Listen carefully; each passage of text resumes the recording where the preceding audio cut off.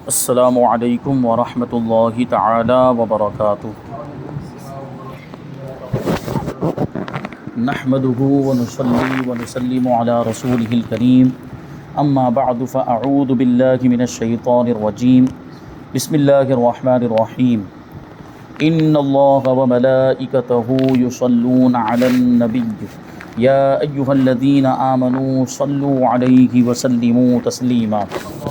اللهم صل على سيدنا ومولانا محمد معدن الجود والكرم وآله الكرام وابنه الكريم وبارك وسلم صلاة وسلاما عليك يا رسول الله صلی اللہ تعالی علیہ وسلم۔ حیلہ شرعی کا بیان جاری ہے۔ حیلہ شرعی کسے کہتے ہیں وہ کل بیان کیا گیا اس سے پہلے والے درس میں،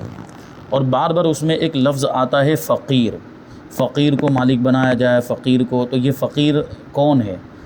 یہ جو ہم عرف میں عام طور پر بول دیتے ہیں، یہاں پہ وہ فقیر مراد نہیں، کیونکہ عام طور پر مانگنے والوں کو، سوال کرنے والوں کو فقیر بول دیا جاتا ہے، یہاں وہ فقیر مراد نہیں ہے۔ تو کون سا فقیر مراد ہے؟ اسی کے تعلق سے سوال ہے کہ زکوٰۃ و فطرہ فقیر کو دینا ہوتا ہے، تو فقیر کی تعریف بھی بیان کر دیجئے کہ فقیر کہتے کسے ہیں؟ جواب، فقیر وہ ہے کہ جس کے پاس کچھ نہ کچھ ہو مگر اتنا نہ ہو کہ نصاب کو پہنچ جائے، یعنی کچھ مال ہے اس کے پاس لیکن نصاب کے برابر نہیں ہے۔ جیسے ابھی مثال کے طور پر 40,000 روپے کا نصاب بنتا ہے، اور وہ جو ہے جس شخص کی بات چل رہی ہے اس کے پاس صرف 5,000 روپے ہیں یا صرف 10,000 روپے ہیں، اور اس کے علاوہ حاجت اصلیہ سے زائد کوئی مال بھی اس کے پاس نہیں ہے جو 40,000 کے برابر پہنچتا ہو، تو ایسے شخص کو فقیر کہا جائے گا، شرعی فقیر۔ یہ ایک بات ہو گئی۔ یا کہتے ہیں کہ نصاب کی قدر تو ہو، یعنی اس کے پاس مال نصاب کی مقدار ہے مگر اس کی حاجت اصلیہ یعنی ضروریات زندگی میں مستغرق یعنی گھرا ہوا ہے۔ اس کے پاس مال تو ہے، نصاب کے برابر بھی ہے بلکہ نصاب سے زیادہ ہے، لیکن وہ ضرورت کا مال ہے، استعمال میں آنے والا ہے۔ جیسے رہنے کا مکان، کیونکہ مکان کی قیمت تو بہت زیادہ ہوتی ہے لیکن اس میں رہتا ہے تو یہ حاجت اصلیہ میں آئے گا۔ خانہ داری کا سامان، یعنی گھر چلانے کے لیے گھر میں جو سامان ضروری ہوتا ہے، جیسے پکانے وغیرہ کا سامان، رہنے سہنے کا بستر اور جو چیزیں ضروری ہوتی ہیں گھر میں، وہ خانہ داری کا سامان اسے کہیں گے۔ سواری کے جانور، یہ تو پرانے زمانے میں جب جانوروں پہ سفر کیا جاتا تھا تو وہ سواری کے جانور اس لیے کہا، اور اس زمانے میں اسکوٹر، کار، بائک وغیرہ یہ اس میں آئے گا۔ استعمال اگر اس کو کرتے ہوں تو وہ ضروریات میں آئے گا، حاجت اصلیہ میں آئے گا۔ کاریگروں کے اوزار، اگر کچھ کام کرتے ہیں تو اس کے جو اوزار اس میں استعمال ہوتے ہیں، جیسے ابھی گیرج کا کام کر رہے ہیں تو اس میں وہ پانے وغیرہ جو بھی استعمال ہوتے ہیں وہ سب حاجت اصلیہ میں آئے گا۔ اس کے علاوہ اگر کوئی دوسرا کام، جیسے اگر کوئی کمپیوٹر کے ذریعے کام کرتا ہے، کمپیوٹر کو اس میں جو ہے کہ استعمال کرتا ہے، کمپیوٹر کے ذریعے ہی اس کا کام ہوتا ہے، تو کمپیوٹر بھی اب اس کا جو ہے وہ حاجت اصلیہ میں آ جائے گا۔ پہننے کے کپڑے، خدمت کے لیے لونڈی غلام، علمی شغل رکھنے والوں کے لیے اسلامی کتابیں جو اس کی ضرورت سے زیادہ نہ ہو، یعنی جتنی کتابوں کی ضرورت ہے یا جتنی کتابیں وہ عام طور پر پڑھتا رہتا ہے وہ کتابیں اس کی حاجت اصلیہ میں آئیں گی۔ کبھی ایسا بھی ہوتا ہے کہ کوئی عالم صاحب ہے اور ان کے پاس بہت بڑی لائبریری ہوتی ہے، بہت ساری کتابیں ایسی ہوتی ہیں، اور کچھ کتابیں ایسی ہوتی ہیں جو کبھی بھی پڑھنے میں نہیں آتی، ویسے پڑھی رہتی ہیں، تو اس کا مطلب ہے کہ وہ کتاب ضرورت سے زائد ہے، کبھی وہ پڑھنے میں نہیں آتی، کبھی اس کی ضرورت نہیں پڑتی، تو وہ جو ہے کہ اس میں حاجت اصلیہ میں نہیں آئے گی۔ ہاں، جو جن کتابوں کی ضرورت پڑتی رہتی ہے وہ حاجت اصلیہ میں آئے گی۔ نمبر 3، اسی طرح اگر مدیون یعنی مقروض ہے، اس پر قرضہ ہے یا دین ہے۔ دین کا مطلب میں نے اس سے پہلے بھی بتایا تھا کہ قرض اور دین میں تھوڑا سا فرق ہے، کہ قرض کا مطلب یہ ہوتا ہے کہ ہم کسی سے کوئی ادھار لے لیں رقم، لیکن دین کا مطلب ہوتا ہے ہر وہ چیز جو ذمے میں لازم ہو۔ تو قرض میں بھی تو جو رقم ہم نے قرضہ لیا وہ بھی ذمے میں لازم ہو جاتی ہے، یعنی اس کو ادا کرنا ضروری ہو جاتا ہے۔ تو اس کے علاوہ بھی اور بہت سی ایسی چیزیں ہوتی ہیں جو ذمے میں لازم ہوتی ہیں، جیسے ہم نے کسی کے پاس سے قرضہ لیا تو اب واپس کرنا ہے تو یہ بھی ذمے لازم ہو گیا۔ کسی کے پاس سے ہم نے کوئی سامان خریدا اور ابھی اس کی قیمت ہم نے ادا نہیں کی تو یہ قیمت ہمارے ذمے پر لازم ہو گئی۔ اسی طرح اگر میاں بیوی نکاح ہوا، شوہر نے مہر ابھی ادا نہیں کیا، اس کے ذمے مہر ادھار ہے تو یہ بھی اس کے ذمے لازم، تو اس کی بہت ساری صورتیں ہو سکتی ہیں۔ تو کہتے ہیں کہ دین اور قرض دونوں میں، یعنی ہر قرض دین ہے لیکن ہر دین قرض نہیں ہے، یعنی دین کی قرض کے علاوہ اور بھی کچھ صورتیں ہیں۔ تو مدیون ہو یعنی قرض ہو اس کے ذمے، مثال ہے اس کی، اور دین یعنی قرضہ نکالنے کے بعد نصاب باقی نہ رہے تو وہ بھی فقیر ہے۔ مان لیجئے کہ ابھی اس کے پاس 5 لاکھ روپے ہیں، لیکن ساتھ ہی ساتھ اس وقت 5 لاکھ روپے قرضہ بھی ہے، تو 5 لاکھ روپے مائنس کریں گے تو کچھ بچے گا؟ کچھ بھی نہیں بچے گا، تو یہ بھی شرعی فقیر ہو گیا۔ اگرچہ اس کے پاس ایک تو کیا کئی نصابیں ہوں، یعنی کئی نصاب بنتے ہوں اس کے پاس، پھر بھی اگر قرضہ مائنس کرنے کے بعد اس کے پاس نصاب نہیں بچتا ہے تو وہ فقیر ہے، وہ مالک نصاب نہیں ہے، اور ایسے شخص کو زکوٰۃ اور فطرہ، صدقات واجبہ وغیرہ دیے جا سکتے ہیں، وہی صدقات واجبہ کا اور زکوٰۃ وغیرہ کا مصرف ہے۔ اب ایک لفظ آتا رہتا ہے مسکین۔ فقیر کا تو مطلب ہے کہ اس کے پاس کچھ نہ کچھ ہے لیکن نصاب کے برابر نہیں ہے۔ مسکین کی تعریف بیان کرتے ہیں کہ مسکین وہ ہے جس کے پاس کچھ بھی نہ ہو، یہاں تک کہ کھانے اور بدن چھپانے کے لیے اس کا محتاج ہو کہ لوگوں سے سوال کرے، اور ایسے آدمی کو سوال کرنا حلال ہے۔ کچھ بھی نہیں، یعنی ابھی جیسے مثال کے طور پر ابھی دوپہر کا کھانا مل گیا تو شام کے کھانے کے لیے اس کے پاس کچھ بھی نہ ہو، تو اب ظاہر سی بات شام کے کھانے کے لیے اس کو مانگنا پڑے گا، اور اس کو مانگنے کی اجازت بھی ہے۔ یا پہننے کے لیے کپڑا نہیں ہے، بدن چھپانے کے لیے کپڑا نہیں ہے، ضروری ستر، جن اعضاء کو چھپانا ضروری اتنے کے لیے بھی کپڑا اس کے پاس نہیں ہے، تو ایسے کو مانگنا جائز ہے، سوال کرنا حلال ہے۔ فقیر کو یعنی جس کے پاس کم سے کم ایک دن کا کھانے کے لیے اور پہننے کے لیے موجود ہے بغیر ضرورت و مجبوری، سوال حرام۔ یعنی فقیر جو اوپر بیان کیا گیا کہ فقیر اگرچہ جو ہے کہ مالک نصاب نہیں ہوتا لیکن اس کے پاس کچھ نہ کچھ مال ہوتا ہے، اس کے لیے سوال کرنا حلال نہیں ہے، مانگنا جائز نہیں ہے، حرام۔ سوال کرنا، مانگنا یعنی بھیک مانگنا جس کو ہم لوگ کہہ لیتے ہیں، یہ بھیک مانگنا لوگوں کے سامنے، یہ ہاتھ پھیلانا،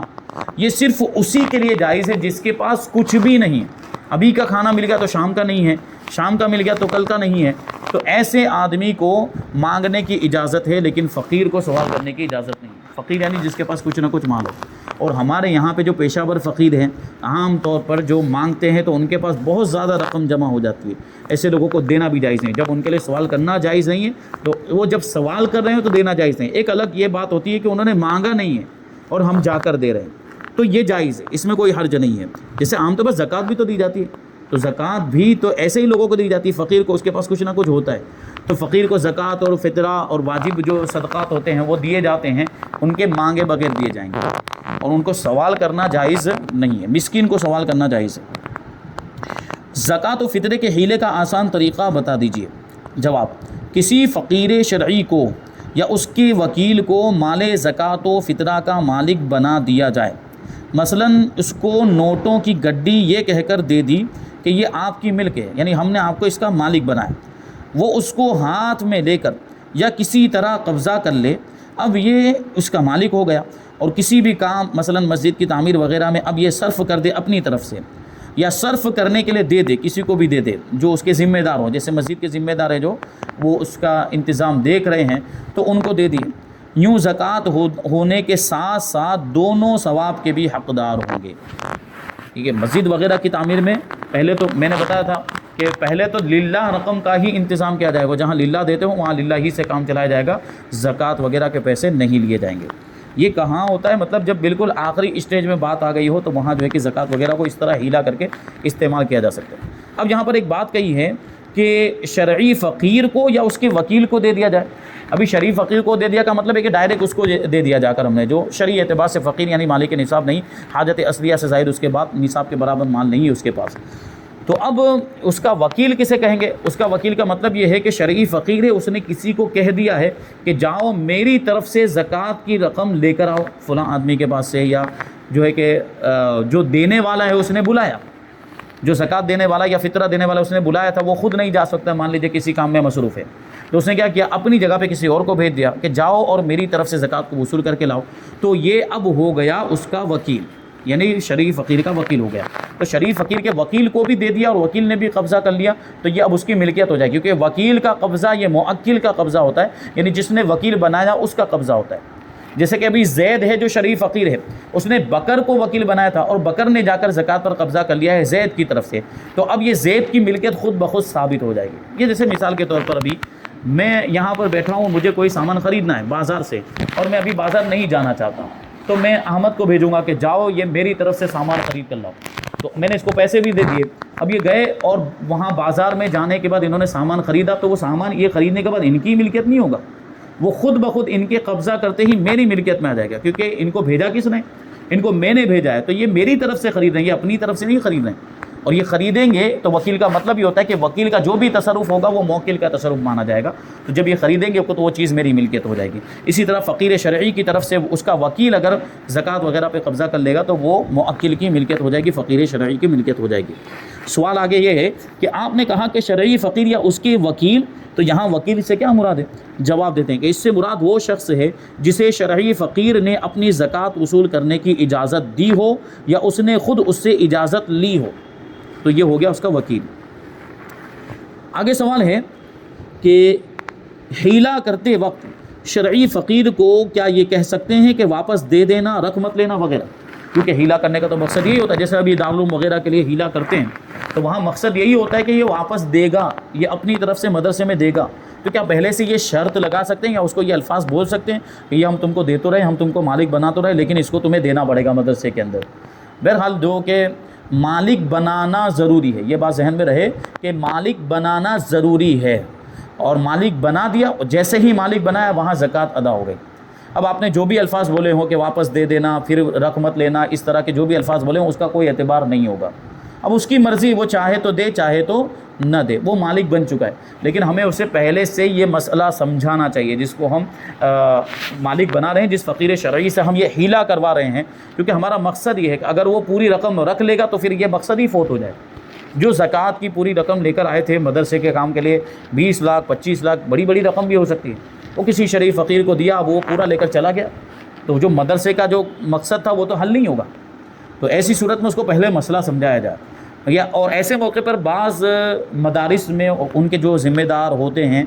وہ مخصوص لوگوں کو ایسے مقرر کر کے رکھتے ہیں، جو شریف فقراء جو ہوتے ہیں ان کی نگاہ میں، ان سے وہ بات چیت کر کے رکھتے ہیں، اور ان کو پورا مسئلہ پہلے سے ہی سمجھا دیا ہوتا ہے، اور ان کو بھی پتہ ہوتا ہے کہ یہ مقصد کیا ہے ہم کو مالک بنانے کا، وہ پہلے سے جانتے ہیں۔ تو ایسی صورت میں اگر وہ جانتے ہیں تو کوئی مسئلہ نہیں، لیکن نہیں جانتے تو ان کو مسئلہ سمجھا جائے کہ ہم یہ ہیلے کے طور پر کروانا چاہ رہے ہیں، یعنی ہیلے شرعی یہ مدرسے میں چونکہ ہم ڈائریکٹ استعمال نہیں کر سکتے، اس لیے آپ کو دیں گے، ہم آپ کو مالک بنائیں گے، پھر آپ کی مرضی، آپ کو مدرسے میں دینا ہو تو آپ اپنی طرف سے دے دیں۔ ہیلے شرعی کا یہ مطلب ہوتا ہے۔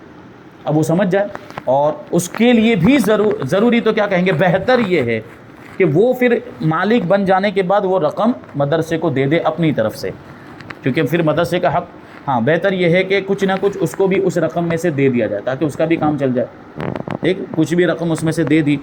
تو اس کی بھی ضرورت پوری ہو جائے، کیونکہ وہ بھی تو ضرورت مند ہے، وہ بھی تو فقیر ہے۔ تو اس انداز میں جو ہے کہ یہ کیا جاتا ہے۔ تو اب یہ اس طرح کے الفاظ اگر کہہ دیے ہوں پہلے ہی کہ واپس دے دینا، رقم مت لینا وغیرہ، تو اس کا حکم کیا ہوگا؟ جواب دیتے ہیں کہ ایسے الفاظ نہ کہے، ایسے الفاظ کہنے نہیں چاہیے۔ بالفرض یعنی مان لیجئے ایسا بول بھی دیا تب بھی زکوٰۃ ادا ہو جائے گی، اور حیلے میں کوئی فرق نہیں آئے گا، کیونکہ صدقات و زکوٰۃ اور تحفہ دینے میں اس قسم کے شرطیہ الفاظ فاسد ہیں۔ یعنی اگر صدقہ دے رہے ہیں یا زکوٰۃ دے رہے ہیں، زکوٰۃ میں بھی کوئی شرط لگا رہے ہیں، یا جو ہے کہ کیا بتایا تحفہ، اس میں بھی اگر کوئی شرط لگا دی ہے تو اس شرط کا کوئی اعتبار نہیں ہے، وہ شرط فاسد مانی جائے گی، یعنی گویا کہ ایسی کوئی شرط لگی ہی نہیں ہے، تو وہ زکوٰۃ اور ہبہ اور تحفہ وغیرہ یہ خود بخود صحیح ہو جائیں گے۔ اعلیٰ حضرت امام اہل سنت مجدد دین و ملت مولانا شاہ احمد رضا خان رضی اللہ تعالیٰ عنہ فتاوی شامی کتاب الزکاہ باب المصرف کے حوالے سے فرماتے ہیں کہ ہبہ یعنی تحفہ اور صدقہ شرطیں فاسد سے فاسد نہیں ہوتی، یعنی اس طرح کی شرطیں اس میں لگا دی ہوں، جیسا ابھی ہبہ کر رہے ہوں، یعنی کسی کو تحفہ دے رہے ہیں، تحفہ دینے کا مطلب یہ ہوتا ہے کہ ہم اس کو یہ چیز دے کر اس کو مالک بنائیں گے، لیکن اب اس میں شرط لگا رہے ہیں کہ یہ تحفہ دیتا ہوں تم کو، یا یہ چیز میں تم کو ہبہ کرتا ہوں، اور شرط یہ ہے کہ 1 مہینے کے بعد مجھے واپس دے دینا۔ یہ کیا مطلب ہوا؟ جب اس کو مالک بنا دیا تو اب مالک کا مطلب کیا ہے کہ اس کا پورا اختیار ہو گیا، وہ چاہے جب تک رکھے اپنے پاس، اس کی مرضی وہ کسی کو بھی دے، وہ اب اس کا مالک ہو گیا۔ تو یہ شرط لگانا کہ 1 مہینے کے بعد مجھے دے دینا، یہ شرط فاسد ہے، اور شرط فاسد کی وجہ سے جو ہبہ کا جو معاملہ ہو رہا ہے، جو تحفہ دینے کا معاملہ، اس پر کوئی فرق نہیں آئے گا، وہ شرط ہی جو ہے کہ باطل ہو جائے گی، اور وہ شرط ہی غیر معتبر، یعنی اس کا کوئی اعتبار نہیں ہوگا، اور یہ ہبہ کا معاملہ درست ہو جائے گا۔ لیکن ایسے الفاظ بولنے نہیں چاہیے، ایسے الفاظ سے بچنا چاہیے، کیونکہ اس طرح کی شرط مناسب نہیں ہے۔ جب آپ مالک بنا رہے ہیں تو یہ اس طرح کی شرط لگانا کہ مالک بنانے کے منافی ہو گیا، کہ مالک بنانے کا تو مطلب یہ کہ اس کو پورا اختیار دینا، اور یہ کہنا کہ آپ مجھے واپس دے دینا، یا یہ کہہ دینا کہ یہ میں تمہیں دیتا رہا ہوں لیکن 15 دن کے بعد زید کو دے دینا، یہ اس طرح کی شرطیں لگانا یہ مالک بنانے کے خلاف ہوا کرتی ہیں، اس لیے یہ شرطیں لگانی نہیں چاہیے۔ اب ایک اہم سوال ہے کہ کیا چیک کے ذریعے زکوٰۃ کا ہیلا ہو سکتا ہے؟ یعنی کسی نے چیک دے دیا، بعض اوقات وہ چیک کے ذریعے بھی زکوٰۃ ادا کرتے ہیں کچھ لوگ، تو چیک دے دیا ہے، اب ظاہر سی بات یہ چیک جو ہے یہ روپیہ پیسہ تو ہے نہیں، ہیلا کس کا کیا جائے گا؟ روپیے پیسے کا، یا کوئی مال ہے اس کا کیا جائے گا۔ روپیہ پیسہ شریف فقیر کو دیا، پھر شریف فقیر نے اپنی طرف سے مدرسے میں دیا ہے۔ یہ چیک اگر اس کو دے رہے ہیں تو یہ چیک تو ایک کاغذ ہے، ایک وثیقہ ہے، یعنی ایک اعتماد اور بھروسے کے لیے اس کو لکھا جاتا ہے اور یہ جا کر وہاں پہ دیا جاتا ہے، جمع کیا جائے، ایک ڈاکیومنٹ ہے۔ یہ روپیہ پیسہ نہیں ہے، اس کی کوئی مالیت نہیں ہے، اس کی وہ جو کاغذ کی جو مالیت ہے بس اتنی مالیت ہے، 1 روپے کا 2 روپے کا جتنے کا ہوگا وہ بس اتنی ہی مالیت ہے۔ ہاں اس میں جو رقم لکھی ہوئی ہے اس کی ایک الگ حیثیت ہے، لیکن وہ رقم اس کی مالیت نہیں ہے، رقم تو وہ پیسوں کی مالیت ہوگی جو اس چیک والے نے اپنے بینک میں جمع کیے ہوں گے۔ تو چیک کے ذریعے زکوٰۃ ادا کرنے میں بھی چیک دیتے ہی زکوٰۃ ادا نہیں ہوتی۔ چیک کو جب وہ لوگ بھنائیں گے، چیک کو جا کر جب ڈپازٹ کریں گے اور وہ رقم وہاں سے اس کے اکاؤنٹ سے ٹرانسفر ہو کر مدرسے کے اکاؤنٹ میں پہنچے گی، تب جا کے اس کی زکوٰۃ ادا ہوگی۔ چیک دیتے ہی زکوٰۃ ادا نہیں ہوگی۔ اس کا کیا مطلب ہوا کہ چیک کا اعتبار نہیں، اصل رقم کے پہنچنے کا اعتبار۔ تو کیا یہ چیک کا اگر کوئی ہیلا کر لے، یعنی چیک ملا ہے تو چیک شریف فقیر کو دے دیا اور اس کو چیک کا مالک بنا دیا، اب وہ شریف فقیر چیک جو ہے مدرسے میں دے رہا ہے، تو کیا اس سے ہیلا ہو جائے گا؟ تو ہمیں سمجھ میں آ رہا ہے کہ ہیلا نہیں ہونا چاہیے۔ جواب دیتے کہ جی نہیں، یعنی ہیلا نہیں ہوگا، چونکہ چیک کے ذریعے زکوٰۃ ادا نہیں ہو سکتی، لہٰذا چیک کے ذریعے زکوٰۃ کا ہیلا بھی نہیں کیا جا سکتا، یعنی ڈائریکٹ چیک دینے سے زکوٰۃ ادا نہیں ہوئی۔ ہاں چیک کو وہ میں نے جیسے بتایا کہ اس کا پورا پروسیس ہو جائے اور وہ ٹرانسفر ہو کر پیسے جو ہے کہ اکاؤنٹ میں آ گئے ہیں تو زکوٰۃ ادا ہو جائے گی۔ اب آگے ایک سوال ہے کہ زکوٰۃ و فطرے کا ہیلا کر کے اس رقم کو تبلیغ دین کے کاموں میں، مثلا مدارس اور دینی کتابوں کے اشاعت و تقسیم وغیرہ میں استعمال کرنا کیسا ہے؟ جواب دیتے ہیں جائز، یعنی جہاں پر بھی ضرورت ہو وہاں پر ہیلا کیا جا سکتا ہے کسی بھی نیک کام کے لیے۔ پہلی شرط یہ ہے کہ وہ کام جس کے لیے ہیلا کیا جا رہا ہو وہ امور خیر میں سے ہو، یعنی نیکی کا کام، دنیا داری والا کام نہ ہو۔ جیسا بھی آپ آگے پڑھیں گے، آگے سنیں گے کہ اسکول جہاں دنیاوی تعلیم ہوتی ہے وہاں زکوٰۃ کا پیسہ استعمال نہیں ہو سکتا، ہیلا کرنے کے بعد بھی استعمال نہیں ہو سکتا، ہیلا کرنے کی اجازت ہی نہیں، کیونکہ وہاں وہ دنیاوی تعلیم ہو رہی ہے، وہ نیک کام نہیں ہے، وہ امور خیر میں شمار نہیں ہوگا۔ تو ہم جس کام کے لیے ہیلا کر رہے ہیں سب سے پہلے وہ امور خیر میں سے ہونا چاہیے۔ پہلی شرط یہ ہے کہ وہ نیکی کا کام ہو، اور دوسری شرط یہ کہ اس کی ضرورت ہو، ہیلا کرنے کی ضرورت ہو۔ ابھی جیسے بتا رہے ہیں کہ کتابیں خریدنے کے لیے یا کتابوں کی تقسیم کے لیے، ضروری کتابیں دینی معلومات کی جو تقسیم کے لیے کتابیں ہیں، وہ جو ہے کہ ان کتابوں میں زکوٰۃ کے پیسے لگا رہے ہیں۔ اگر للہ رقم کے ذریعے سے ان کتابوں کا استعمال جو ہے کہ انتظام ہو رہا ہے تو پھر زکوٰۃ کے پیسے کیوں لگائیں گے؟ للہ رقم سے ہو رہا ہے، بسا اوقات ایسا ہوتا ہے کہ مرحومین کے ایصال ثواب کے لیے لوگ رقم دے دیتے ہیں کہ یہ ہماری جو رقم لے لیجئے، یہ ہمارے فلاں مرحوم کے نام سے اتنی کتابیں جو ہے کہ تقسیم کر دیا جائے لوگوں میں، تو وہاں للہ رقم ملے تو اسی سے کیا جائے گا۔ لیکن ابھی دیکھیں کہ حاجت ضرورت ہے اور کوئی انتظام نہیں ہو پا رہا ہے، کوئی انتظام جو ہے کہ للہ رقم سے نہیں ہو پا رہا ہے۔ جیسے ابھی مدرسے کے اندر ہی دیکھ لیں، مدرسے کے اندر تو ویسے بھی لینا جائز ہے، لیکن مدرسے کے اندر لیا ہے اور مدرسے کے بہت سارے کام ہوتے ہیں، اس میں نے ایک بتایا تھا کتابیں بھی خریدی جاتی ہیں،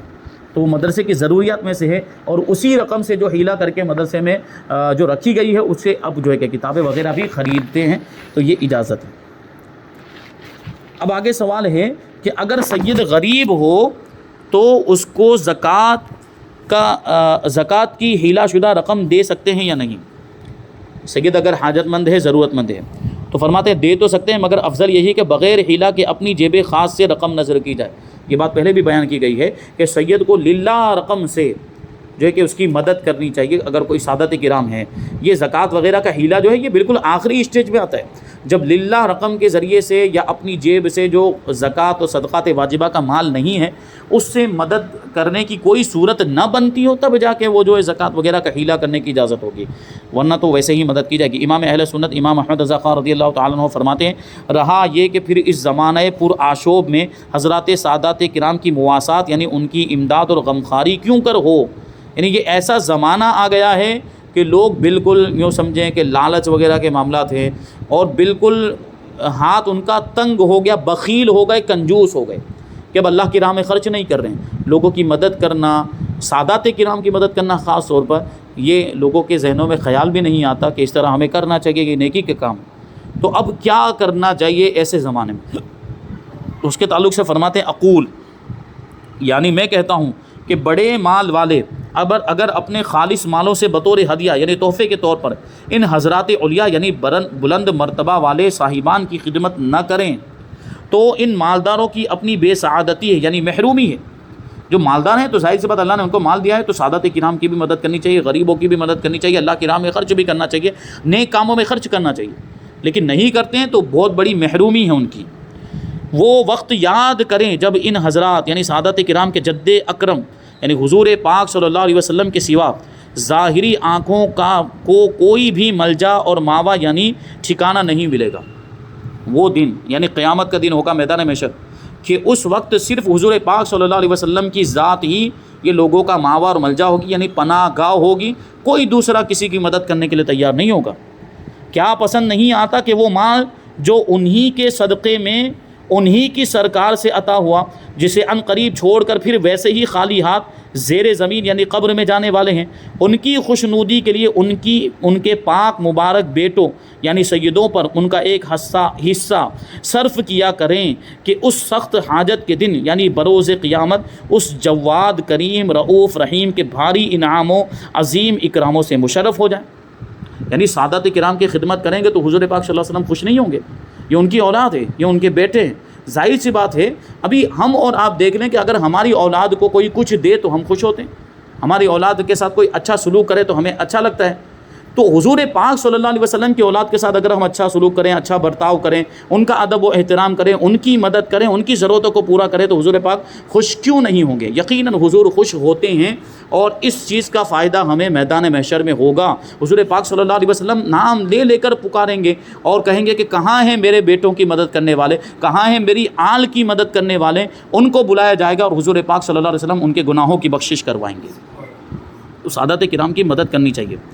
یہ تو مالداروں کے بارے میں فرمایا کہ مالداروں کو مدد کرنی چاہیے، اگر مدد نہیں کرتے تو بہت بڑے محروم ہیں۔ آگے فرماتے ہیں اور متوسط حال والے یعنی درمیانی حالت والے، یعنی جو زیادہ مالدار نہ ہو، اگر مصارف مستحبہ کی وسعت نہیں رکھتے، یعنی مستحب مال ان کے پاس نہیں، للہ رقم ان کے پاس نہیں، تو بحمد اللہ وہ تدبیر ممکن ہے کہ زکوٰۃ کی زکوٰۃ ادا ہو اور خدمت سعادات بھی بجا ہو، یعنی کسی مسلمان مصرف زکوٰۃ معتمد علیہ یعنی کسی قابل اعتماد فقیر شرعی کو کہ اس کی بات سے نہ پھرے، مال زکوٰۃ سے کچھ روپے بنیت زکوٰۃ دے کر مالک کر دیں، پھر اسے کہے کہ تم اپنی طرف سے فلاں سید صاحب کی نظر کر دو، یعنی ان کو تحفہ دے دو، ہدیے کے طور پر دے دو۔ اس میں دونوں مقصود حاصل ہو جائیں گے کہ زکوٰۃ تو اس فقیر کو گئی اور یہ جو سید نے پایا یہ نذرانہ تھا،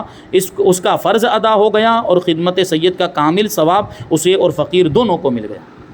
یعنی وہ شرعی ہیلا، یعنی اب جو للہ رقم اور مستحب رقم ادا کرنے کی کوئی صورت نہیں بن رہی ہے تو یہ جو ہے کہ ہیلا استعمال کیا جا سکتا ہے کہ کسی شریف فقیر کو دے دیں اور اس سے کہیں کہ آپ اپنی طرف سے یہ سید صاحب کی مدد کر دیں، تو ایسی صورت میں دونوں کو ثواب مل جائے گا اور دونوں اجر کے مستحق ہوں گے۔ تو یہ ابھی جو ہے کہ کچھ مسائل ہیلے کے تعلق سے بیان کیے گئے، ابھی اور کچھ باتیں یہاں پہ باقی ہیں، انشاءاللہ ان کو شامل کیا جائے گا۔ پھر یہ ہے کہ کفار کی مدد کرنا کیسا ہے، سماجی ادارے جیسے کہ ہاسپٹل ہے اور جو ہے اسکول ہے جہاں پہ دنیاوی تعلیم ہوتی ہے تو اس میں یہ زکوٰۃ وغیرہ کی رقم ہیلا کر کے استعمال کر سکتے ہیں کہ نہیں۔ پھر ایک بہت اہم بیان ہے جو آخر میں آئے گا افطاری کے بارے میں، رمضان میں جو افطاری کا جو سامان کھانے پینے کا مسجدوں میں بھیجا جاتا ہے تو وہ کون کون کھا سکتا ہے اور کون کون نہیں کھا سکتا ہے، انشاءاللہ اس کے مسائل بھی شامل کیے جائیں گے۔ اللہ تبارک و تعالیٰ کی بارگاہ میں دعا ہے کہ جو کچھ بھی بیان ہوا اس پر ہم سب کو عمل کرنے کی توفیق عطا فرمائے۔ وما علینا الا البلاغ۔ السلام علیکم۔